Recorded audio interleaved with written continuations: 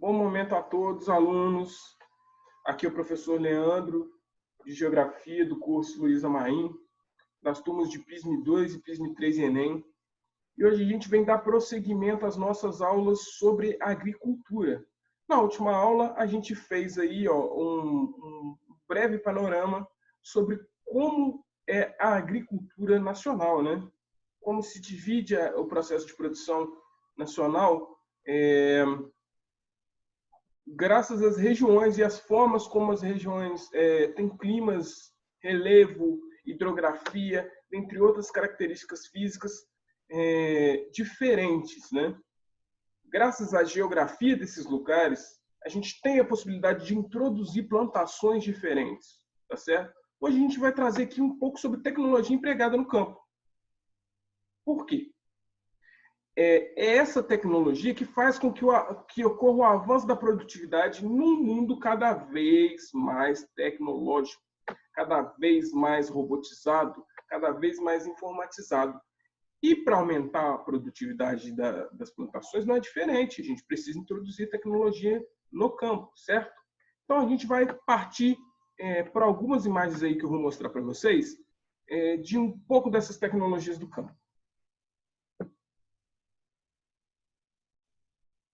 Ah, pessoal, e uma coisa que eu esqueci de falar aqui, uma coisa que tem que ficar bem clara: essa tecnologia é utilizada na produção extensiva.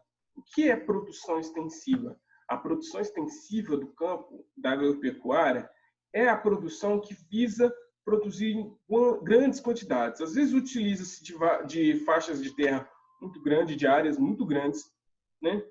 Faz ali o manejo, o rodízio das culturas, para que se produza vários tipos de vegetais ao mesmo tempo e que esses vegetais impactem o solo de maneiras diferentes. Por que isso é importante? Porque o impacto do solo de maneiras diferentes, nutrientes que são retirados diferentes, desgastam o solo de maneiras diferentes. É possível fazer um rodízio de modo que o solo se desgaste menos e se recupere entre uma plantação e outra, tá certo? Então, essas tecnologias, lembrando mais uma vez, são usadas somente na agricultura extensiva, agricultura que geralmente visa a produção para exportação, não a produção para consumo nacional, tá certo? Então, pessoal, o primeiro ponto que eu quero mostrar para vocês aí é o GPS agrícola, né? Seria injusto começar a nossa lista sem ser com essa ferramenta incrível. Por quê? Porque desde 1990 a gente tem o emprego dela, e quando ela começou a ser usada na agricultura, o GPS foi usado de maneiras diferentes no dia a dia das operações e da produção. Ou seja, ele é usado ali não só com a função do GPS que a gente tem, de dar um mapa, um panorama da área que a gente está, né? Mas ele também é usado para mostrar a proximidade de rios, de lençóis freáticos identificados pelos mapas, né? Facilitar também o ponto de produções ali através de coordenada geográfica, e também ele é um papel auxiliar, né? Associado a outras tecnologias, ele faz com que o produtor consiga um controle melhor da sua própria produção, né? Eu vou explicar isso um pouco mais para frente, porque tem outras tecnologias que eu quero mostrar para vocês.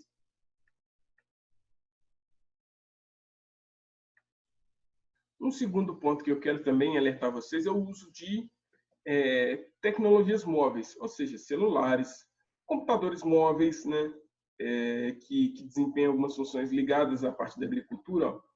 Aqui vou mostrar para vocês, nessa imagem do Google, que dentro de um trator a gente tem associado um computador, a gente tem aqui também medidores, né, tanto de índice pluviométrico quanto de profundidade, e dentre outras variantes, e temos um GPS.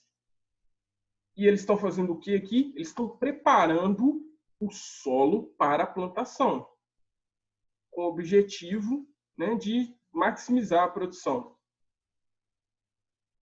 E aí a gente associa essas tecnologias móveis com outras tecnologias como GPS. Para quê? Preparação, Estudo do solo, que é muito importante. O solo tem toda uma química particular em cada área. O solo não é uniforme ao longo do país, né? Caso vocês não tenham estudado aí, a gente tem vários tipos de solo com várias características e que por isso eles desempenham um papel importante na produção de determinadas espécies vegetais, né? O mais engraçado é que no Brasil a gente tem desde 1500 aquela carta de Pero Vaz de Caminha que diz no Brasil aqui tudo se plantando dá, né? Mas não é bem assim. A gente precisa de um certo conhecimento da área que a gente vai plantar para que essa plantação floresça, cultive, cresça e se desenvolva. Não é fácil assim não, tá certo?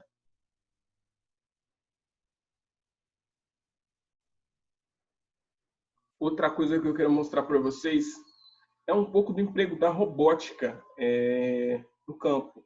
Aqui eu estou mostrando apenas um trator autônomo, né? Algumas formas de tratores autônomos que fazem serviço automaticamente. Eles são controlados apenas por um técnico, né? Apenas por um técnico, na verdade, que fica supervisionando, porque apesar do trator ser autônomo, ser manipulado por computador, ele ter programações específicas, se não tomar cuidado pode ocorrer um acidente, né? Esses tratores, ainda mais guiados eletronicamente, eles não estão sujeitos a falhas. Vou tentar achar aqui, ó, robótica no campo.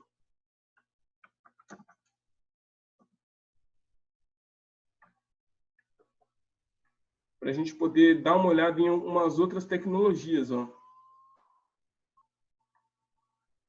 É sempre bom a gente trabalhar com um pouco do Google, porque o Google tem imagens muito interessantes. Aqui a gente tem um robô. O que ele faz?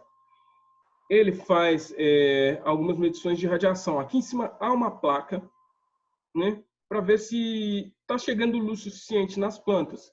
A gente vê que aqui é um campo de plantas rasteiras, mas que em algumas áreas elas estão descobertas, né? O solo está exposto. Então é importante que esses robôs sempre andem por essas plantações, por essas culturas, para que a gente possa medir ali se a planta está se desenvolvendo, se ela está recebendo radiação, se está recebendo água o suficiente para ela se desenvolver, tá certo?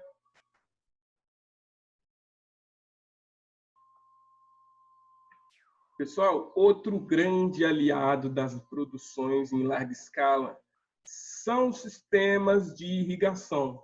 Porque, gente, dependendo da área, é muito difícil introduzir certos tipos de planta. Então, depender da natureza para que faça irrigação através das chuvas é muito complicado, né? E também as plantas têm uma certa dinâmica de absorção de nutrientes e de água. Água demais mata a planta, ou água de menos também mata a planta. Então, graças aos estudos feitos, a Embrapa, que é a empresa brasileira de agricultura e pecuária, ela costuma ajudar os pequenos produtores. Ela faz estudos nos solos, dependendo da demanda, né? Você faz a solicitação lá, eles vão na sua casa, fazem os estudos, disponibilizam algumas coisas para ajudar você a desenvolver a sua plantação, seja de agricultura familiar, seja de larga escala, né? Geralmente de larga escala utiliza engenheiros agrônomos próprios, que eles têm condições de pagar, mas um dos grandes fatores primordiais para uma boa produção está aí, ó, são os jatos de irrigação, né? A gente está vendo vários tipos de irrigação diferentes. Ó, uma forma de irrigação aérea, né? Que passa aí, a gente está vendo aqui. No caso, essa imagem, eu vou até abrir ela para ficar um pouco maior, para vocês verem legal.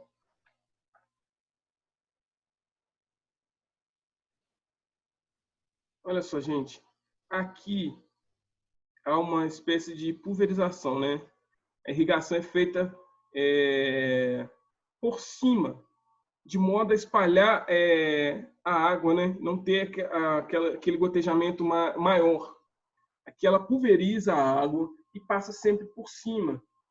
Provavelmente são culturas de plantas que precisam de menos água e precisam assim de menos água na superfície do solo e mais água nas folhas, entendeu? Então, por isso que eles passam em forma de pulverização.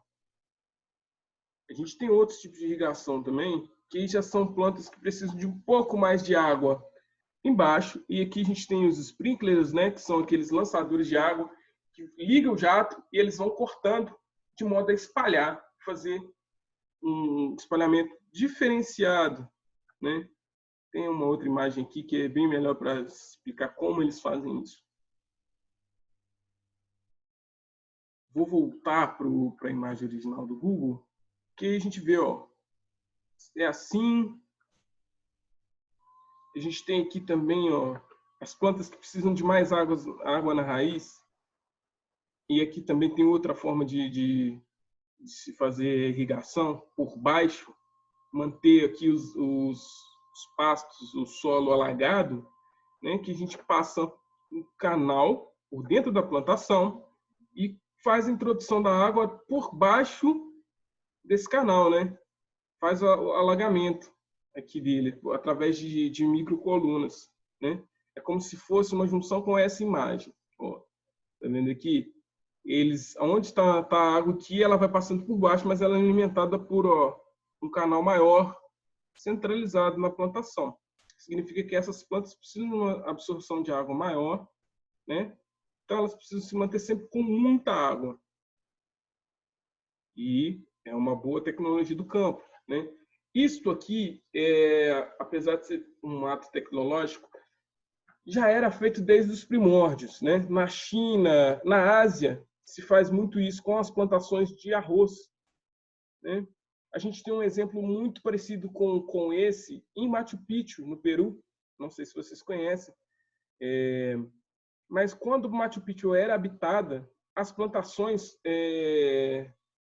por ser uma área de altitude considerada e não ter tanto acesso à água assim, eles faziam pequenos alagados, né, para manter as plantações sempre irrigadas e poder consumir, tá certo?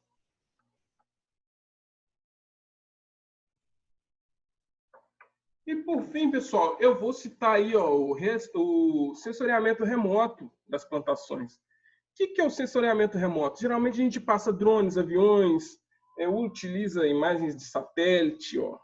Tudo isso a gente tem aqui no Google, bem exemplificado, para fazer o controle da plantação, o crescimento da plantação, notar a expansão. Às vezes, com o uso do drone, a gente faz o quê? O controle de pragas, né? Porque as câmeras dos drones vão perceber, numa vista aérea, se alguma praga foi introjetada ali na plantação e está consumindo parte dela, né? Ou se está havendo algum desgaste do solo e há algum buraco. Então, na produção extensiva, essas tecnologias não são usadas em separado. Geralmente, elas são usadas todas em conjunto, né? Há uma equipe destinada para fazer o controle dessa plantação, né?